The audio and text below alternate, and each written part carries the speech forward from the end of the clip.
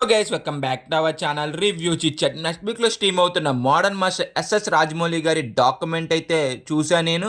దీన్ని మాత్రం ఒక రివ్యూ లాగా అయితే చూడకండి. నాకేమనిపించిందో తెలుసుకునే ముందు మన ఛానల్ కొత్తగా వస్తే మాత్రం ఒక 3-4 వీడియోస్ చూడండి. కంటెంట్ నచ్చితే మాత్రం సబ్స్క్రైబ్ అయితే చేసుకోండి. అలాగే comment section description Instagram link అయితే ఉంటుంది. అది కూడా కంటెంట్ నచ్చితే మాత్రం కన్ఫర్మ్ అయితే వెళ్ళి ఫాలో కొట్టండి. యూట్యూబ్ లో ఇన్స్టాగ్రామ్ వచ్చిన సపోర్ట్ అని చేయమని మిమ్మల్ని అయితే అందులో డిసప్పాయింట్మెంట్ అని ఇచ్చాను.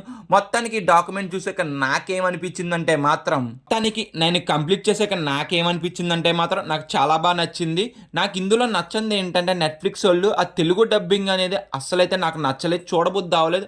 అందుకే నేను ఇంగ్లీష్లో అయితే చూశాను. నాకైతే బాగా అయితే నచ్చింది.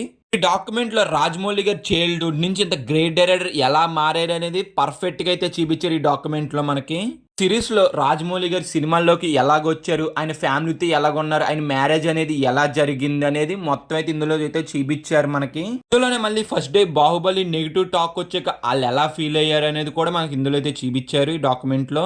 గ్రేట్ డైరెక్టర్స్ అయిన జేమ్స్ కెమెరాన్ కూడా రాజమౌళి గారి గురించి అయితే కొన్ని మాటలు అయితే చెప్తారు ఈ డాక్యుమెంట్. అది కూడా మనం చూస్తాం.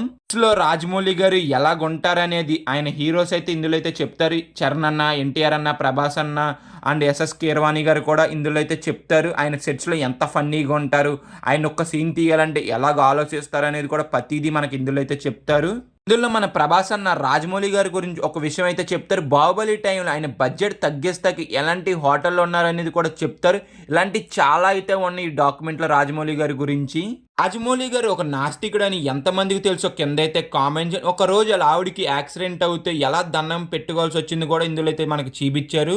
మనకి డాక్యుమెంట్ అయ్యేప్పటికైతే మాత్రం రాజమౌళి గారిని ఒక ఇన్స్పిరేషన్గా అయితే తీసుకుంటారు. మీరు చాలా బాగా కనెక్ట్ కూడా అవుతారు. అసలు డాక్యుమెంట్ అయ్యేప్పటికి ఒక రాజమౌళి ఒక తెలుగు డైరెక్టర్ అనే వల్ల మనకు కొంత గర్వంగా కూడా అనిపిస్తుంది. దీనికైతే మాత్రం రేటింగ్ అనేది సరిపోదు, అసలు అంతకు మించి అయితే ఇవ్వాలి. ఇంక నేను ఎందుకే రేటింగ్ అనేది ఏమి ఇస్తలేదు. వీడియో నచ్చితే మాత్రం లైక్ చేసి, షేర్ చేసి, సబ్స్క్రైబ్ చేసుకుని అలాగే comment section description Instagram link అయితే ఉంటుంది. కన్ఫర్మ్ వెళ్ళి ఫాలో కొట్టండి గైస్. మాత్రం మిస్ అవ్వకండి. డాక్యుమెంట్ అనేది కన్ఫర్మ్ అయితే వెళ్ళి చూడండి. నెట్ఫ్లిక్స్ అయితే స్ట్రీమ్ అవుతుంది.